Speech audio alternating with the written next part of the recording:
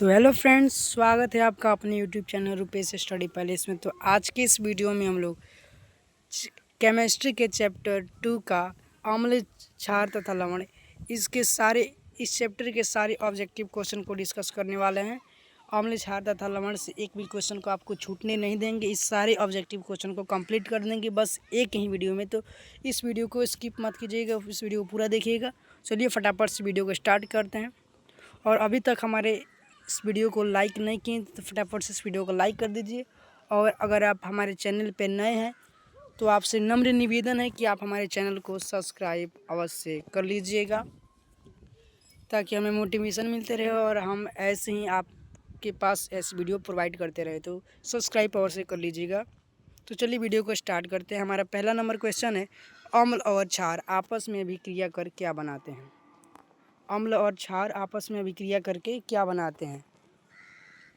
हमारा option A दिया है प्रबल क्षार बनाते हैं, ऑप्शन बी है प्रबल अम्ल बनाते हैं, और ऑप्शन सी है लवण बनाते हैं, और ऑप्शन डी है क्षार बनाते हैं। तो अम्ल और क्षार आपस में अभिक्रिया करेंगे तो क्या बनाएंगे। तो जब भी अम्ल और क्षार जो अभिक्रिया करेंगे तो इनकी अम्लीयता और क्षारीयता नष्ट हो जाएगी और ये जो है मतलब उदासीन हो जाएंगे। उदासीन किसको कहते हैं, लवण को हम कहते हैं। तो इसका राइट आंसर क्या हो जाएगा, लवण हो जाएगा। तो चलिए हमारा नेक्स्ट क्वेश्चन है हमारा, बुझा हुआ चूना कौन सा। इसमें से पूछा है कि बुझा हुआ चूना का रासायनिक सूत्र क्या है। तो बुझा हुआ चूना का रासायनिक सूत्र क्या होता है। हमारा ऑप्शन ए दिया है CaOH का होल ट्वाइस, और ऑप्शन बी है CaO, और ऑप्शन सी है CaCO3, और ऑप्शन डी है Ca। तो बुझा हुआ चूना का रासायनिक सूत्र क्या होता है। बुझा हुआ चूना का रासायनिक सूत्र होता है CaOH का होल ट्वाइस। इसका राइट आंसर हो जाएगा। तो हमारा नेक्स्ट क्वेश्चन है कि निम्न में से कौन भस्म नहीं है। भस्म मतलब होता है क्षार। इसमें पूछा है इसमें से कौन क्षार नहीं है। तो आप देख सकते हैं ऑप्शन ए जो है CaO, यह एक क्षार है यानी भस्म है, ठीक है। और यहाँ पर है NaCl है, ऑप्शन सी है NaOH है, और ऑप्शन डी है Na2CO3। इसमें से कौन सा है जो भस्म नहीं है यानी क्षार नहीं है। वो कुछ भी हो सकता है, अम्ल भी हो सकता है और लवण भी हो सकता है, लेकिन इसमें से भस्म नहीं होना चाहिए। कौन है, तो NaCl, यह जो है एक लवण है। इसका राइट आंसर ऑप्शन सी हो जाएगा। तो हमारा नेक्स्ट क्वेश्चन है कि निम्नलिखित में से कौन यौगिक में अम्ल है। निम्नलिखित यौगिक में से कौन अम्ल है। अम्ल पूछा है, अब इसके बार अम्ल इसमें से कौन है। तो याद रखिएगा कि जिसमें H+ आयन हो, जो H+ आयन देता हो वो उसको हम अम्ल कहते हैं, और OH- जो आयन देता हो उसको हम क्षार यानी भस्म कहते हैं। तो इसमें कौन है जो जहाँ पर H+ आयन दे रहा है, तो H2, जिसमें H हो, जिसमें H शामिल हो, ठीक है, उसको हम अम्ल कहेंगे। और जिसमें OH शामिल हो ना, जिसमें OH शामिल हो, OH, तो उसको हम जो है उसको क्षार कहते हैं। इसमें कौन है, H2SO4, यह एक अम्ल है, ठीक है। तो इसका राइट आंसर ऑप्शन बी जो राइट हो जाएगा। तो हमारा नेक्स्ट क्वेश्चन है अभी कि निम्नलिखित में से कौन प्राकृतिक सूचक है। प्राकृतिक सूचक इनमें से कौन है। ऑप्शन ए दिया है हल्दी, ऑप्शन बी दिया है मेथिल ऑरेंज, और ऑप्शन सी है फेनिल्फ्लोफिन, और ऑप्शन डी इनमें से कोई नहीं। इसका राइट आंसर क्या हो जाएगा, इनमें से कौन है जो प्राकृतिक सूचक है। प्राकृतिक सूचक क्या है, हल्दी जो है यह एक प्राकृतिक सूचक है, ठीक है। इसका राइट आंसर ऑप्शन ए हो जाएगा। नेक्स्ट क्वेश्चन है हमारा कि अम्ल और क्षार आपस में अभिक्रिया करके क्या बनाती है। मैंने शुरू में ही ये क्वेश्चन डिस्कस कर लिए थे, ये होता है रिपीट हो गया है क्वेश्चन। तो अम्ल और क्षार अभिक्रिया करेंगे तो क्या बनाएंगे, लवण बनाएंगे, ठीक है। नेक्स्ट क्वेश्चन है हमारा, अधातु के ऑक्साइड होते हैं। अधातु के ऑक्साइड कैसे होते हैं, यही पूछा है हमारा। इस क्वेश्चन का उत्तर फटाफट से देखते हैं कितने लोग कमेंट कर पाते हैं अधातु के ऑक्साइड क्या होते हैं। फटाफट से इस क्वेश्चन का आंसर कमेंट करेंगे। तो हम आपको बता दें कि देखिए यहाँ पे जो होता है वो अधातु जो होते हैं, अधातु के ऑक्साइड जो होते हैं वो अम्लीय होते हैं, ठीक है। अधातु के ऑक्साइड अम्लीय होते हैं और धातु के ऑक्साइड क्षारीय होते हैं, ठीक है। तो आप इससे एक और भी क्वेश्चन बन सकते हैं, अधातु के ऑक्साइड कैसे होते हैं? अम्लीय होते हैं, ठीक है। और पूछ दे कि अधातु यानी धातु के ऑक्साइड कैसे होते हैं? तो धातु के ऑक्साइड क्षारीय होते हैं। आप याद रखिए, इनसे कोई भी क्वेश्चन पूछा जा सकता है। तो हमारा नेक्स्ट क्वेश्चन है, तो देखिए ये क्वेश्चन आ भी गया, अधातु के ऑक्साइड होते हैं कैसे? ऑप्शन ए दिया उदासीन, ऑप्शन बी है अम्लीय, ऑप्शन सी है क्षारीय और ऑप्शन डी में से कोई नहीं। तो बताया था ना, धातु के ऑक्साइड जो होता है, धातु के ऑक्साइड क्षारीय होते हैं और अधातु के ऑक्साइड अम्लीय होते हैं। इसको याद रखिएगा, ये क्वेश्चन कई बार पूछे जा चुके हैं हमारे बोर्ड एग्जाम में। तो चलिए नेक्स्ट क्वेश्चन है हमारा कि निम्न में से किस विलयन का उपयोग दीवारों की सफ़ेदी करने में किया जाता है? निम्न में से किस यौगिक विलयन का उपयोग जो है दीवारों की सफ़ेदी करने में की जाती है? तो इसका राइट आंसर फटाफट से देखते हैं कितना लोग कमेंट कर पाते हैं। तो फटाफट से इस वीडियो का कमेंट करें, क्या हो जाएगा?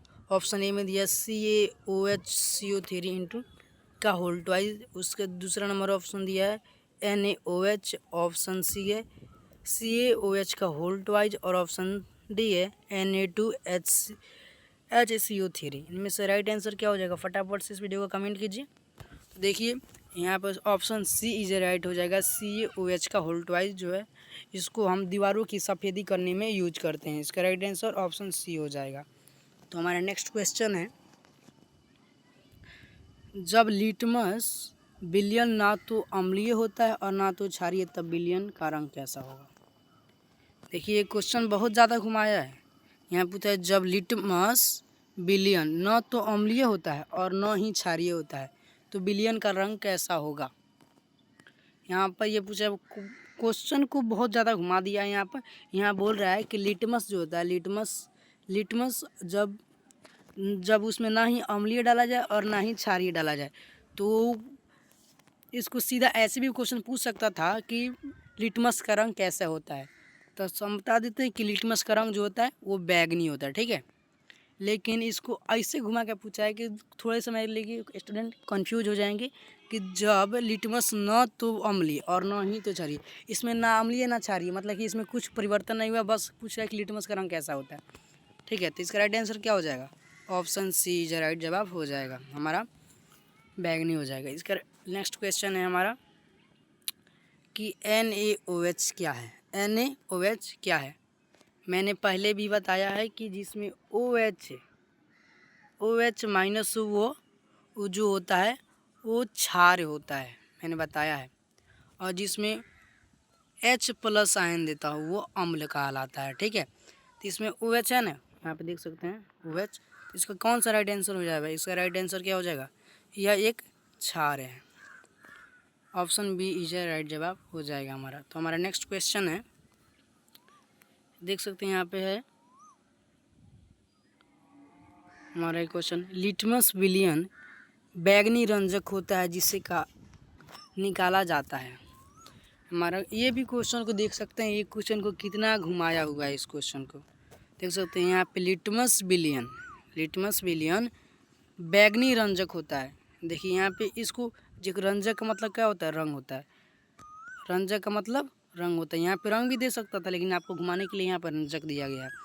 तो देख सकते हैं इसका लिटमस बैगनी रंजक होता है जिससे निकाला जाता है। मतलब इस क्वेश्चन को ये पूछ रहा है कि लिटमस को कैसे निकाला जाता है, किससे निकाला जाता है, ये लिटमस पेपर किससे बना होता है।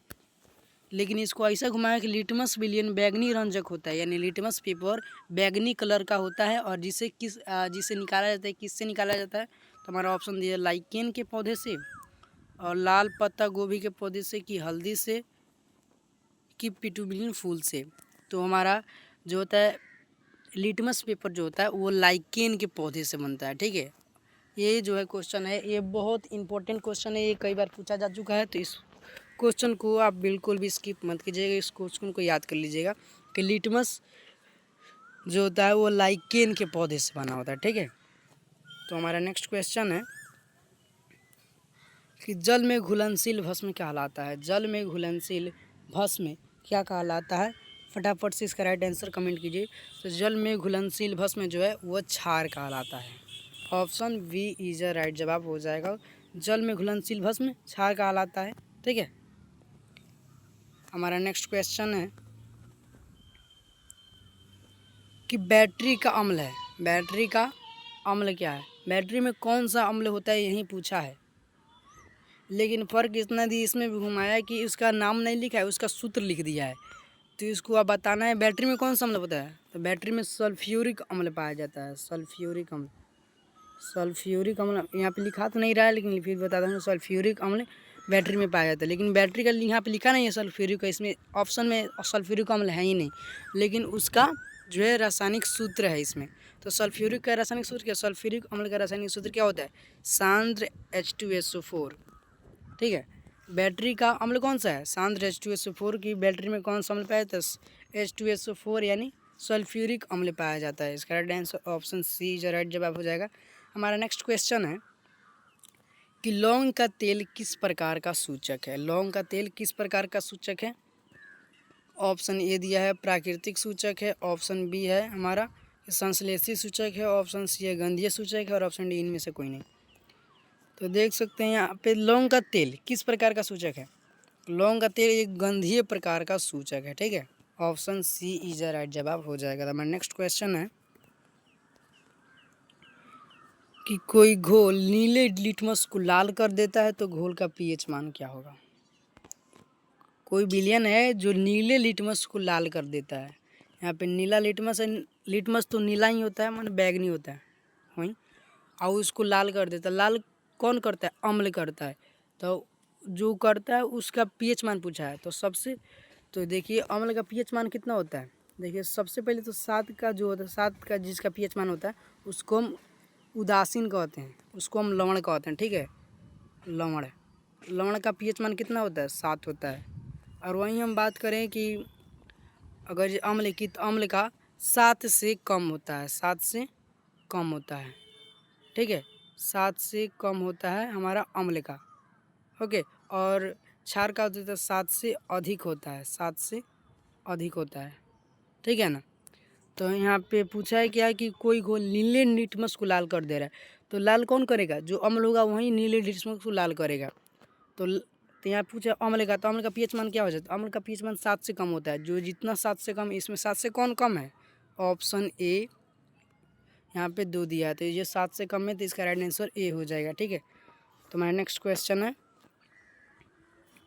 कि अम्लीय वर्षा जल का पीएच मान क्या, अम्ल वर्षा के पीएच मान क्या होता है।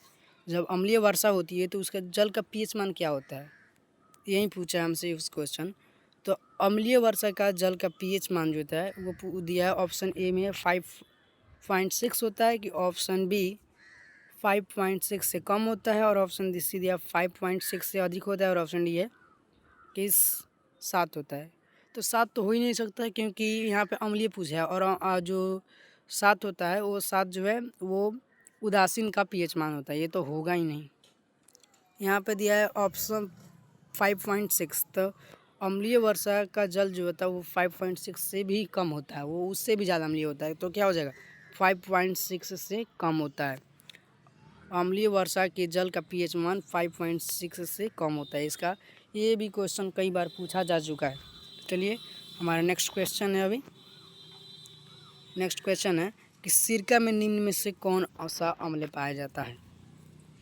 कौन सा अम्ल पाया जाता है, ये सब क्वेश्चन कई बार पूछे जा सकते हैं। जैसे कि सेब में कौन सा अम्ल पाया जाता है, सेब में कौन सा अम्ल पाया जाता है, सेब में जो है वह मौलिक अम्ल पाया जाता है। सेब में कौन सा अम्ल पाया जाता है, मौलिक अम्ल। तो ये भी कई बार पूछा जा चुका है कि हमारे आमाशय में कौन सा अम्ल मौजूद रहता है। तो वो क्या होता है, HCl, हाइड्रोक्लोरिक अम्ल। ये भी कई बार क्वेश्चन पूछा जा चुका है। और यहाँ तक ये भी क्वेश्चन पूछा जाता है इमली में कौन सा अम्ल पाया जाता है। तो इमली में टार्टरिक अम्ल पाया जाता है, टार्टरिक अम्ल पाया जाता है। अभी लिखा नहीं पा रहा है, मेरे पास पेन नहीं है, तो एडजस्ट कर लीजिएगा। और यहाँ पूछा सिरका में कौन सा अम्ल पाया जाता है। तो सिरका में जो है एसिटिक अम्ल पाया जाता है, एसिटिक अम्ल पाया जाता है सिरका में। ठीक है, तो इसको याद कर लीजिएगा। और आप बोलेंगे तो हम एक अम्ल से रिलेटिव वीडियो बना देंगे, जिसमें लगभग 30 से अधिक वैसे पदार्थ का बता देंगे जिसका अम्ल कौन सा, इसमें कौन सा, सेब में कौन सा अम्ल पाया, इमली में कौन, टमाटर में कौन सा अम्ल पाया जाता है, सेब में कौन सा अम्ल पाया जाता है। हमारे इस सब का हम बता देंगे। अगर जो आपको वो वीडियो चाहिए तो कमेंट करिए, तो वो भी हम आपके लिए वीडियो ला देंगे। तो हमारा नेक्स्ट क्वेश्चन है कि मधुमक्खी का डंक एक अम्ल छोड़ता है जिसके कारण दर्द का जलन और अनुभूति होता है, यह अम्ल कौन सा होता है। यहाँ क्वेश्चन पूछा है कि जब भी मधुमक्खी डंक मारती है ना तो वह एक अम्ल छोड़ती है जिसके कारण दर्द और जलन का अनुभूति होती है। और उसमें पूछा है उसमें कौन सा अम्ल होता है जिसके कारण दर्द का अनुभूति होती है। तो मधुमक्खी के डंक में कौन सा अम्ल पाया जाता है, फार्मिक अम्ल। तो यहाँ पे इसमें देखिए इसमें कोई फार्मिक अम्ल दिया है, नहीं दिया है। तो फार्मिक अम्ल का एक और नाम होता है मेथिओनिक अम्ल। फार्मिक अम्ल का ही नाम मेथिओनिक अम्ल है, इसका यूपीएससी नाम मेथिओनिक अम्ल होता है। तो जब भी आपसे पूछे कि मधुमक्खी के डंक में कौन सा अम्ल पाया जाता है, चींटी के डंक में कौन सा अम्ल पाया जाता है, बिच्छू के डंक में कौन सा, किसी भी चीज़ का डंक पूछे वो डंक में सभी के डंक में फार्मिक अम्ल पाया जाता है। तो अगर ये फार्मिक अम्ल ऑप्शन में ना दिया रहे तो मेथिओनिक अम्ल दिया रहेगा, क्योंकि फार्मिक अम्ल को ही हम मेथिओनिक अम्ल कहते हैं। तो आशा करता हूँ ये आपको समझ में आ गया होगा। तो हमारा नेक्स्ट क्वेश्चन है, यहाँ पर नेक्स्ट क्वेश्चन है हमारा, निम्नलिखित में से किसके कारण अम्ल वर्षा होती है। अम्ल वर्षा किसके कारण होती है, यहाँ हमसे पूछा है।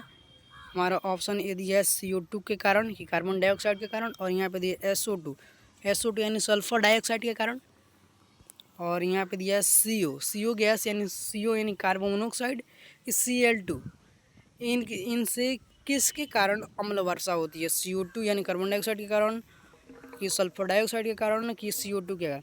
देखिए आपको बता दें कि अम्ल वर्षा जो होती है वो SO2 के कारण होती है, सल्फर डाइऑक्साइड, इसके कारण ही अम्ल वर्षा जो है वह होती है।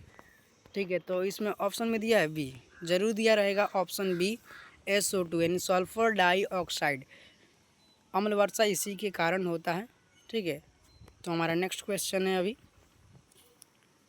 यह है कि टूथपेस्ट कैसा होता है। टूथपेस्ट जो हम लोग अभी हर रोज़ टूथपेस्ट यूज करते हैं वो कैसा होता है, ये क्वेश्चन भी पूछा जाता है कि हमें कैसे टूथपेस्ट को यूज करना चाहिए, ये भी पूछा जाता है। ठीक है, तो इसे घुमा भी सकता है।